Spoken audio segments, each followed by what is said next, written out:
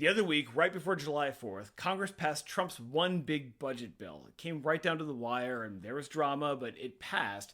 And now this bill is going to affect almost every person in our state in some way. So let's talk about what the one big budget bill will mean for North Carolina. Now, every federal budget is incredibly complex in its own way, but this one is even more so because in addition to divvying up where the government spends money, Republican lawmakers also used it to advance a lot of policy goals. So let's hit the highlights. The biggest single impact to North Carolina in Trump's budget bill is probably the big cuts to Medicaid.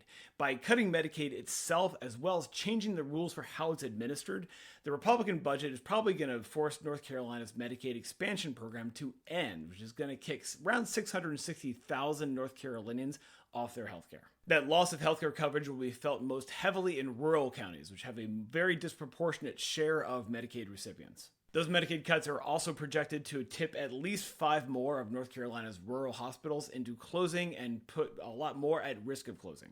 Next up is SNAP, or the food stamp program. Today, about 1.4 million North Carolinians depend on food stamps, and under the Trump budget bill, they make very large cuts to that program and again change its rules. So under the bill, North Carolina's state legislature will either have to come up with about $500 million to cover the gap, or eliminate the program entirely, which means that 1.4 million North Carolinians are going to be out of luck. The food stamp cuts are so bad in particular that Governor Stein wrote a letter to members of Congress begging them not to cut the program, but they ignored him. And there's a lot more to this too. Again, a very disproportionate number of food stamp recipients are in rural counties. So if you eliminate the program, not only are the recipients screwed, but so are the rural grocery stores they use those stamps at.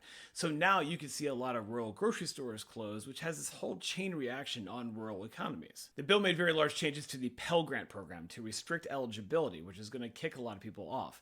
One of the biggest changes was that part-time students are no longer eligible for Pell Grants, only full-time students, which is going to hurt a lot of low-income kids. The bill absolutely demolishes renewable energy, and several solar companies here in North Carolina have already said it's going to blow a huge hole in their business. If you make more than $300,000 per year, the tax cuts in this bill are actually pretty good for you. If you make less than $300,000, though, it's not that much. So those are the highlights of the Trump budget bill for North Carolina. This thing is not going to be pretty, but it's what people voted for.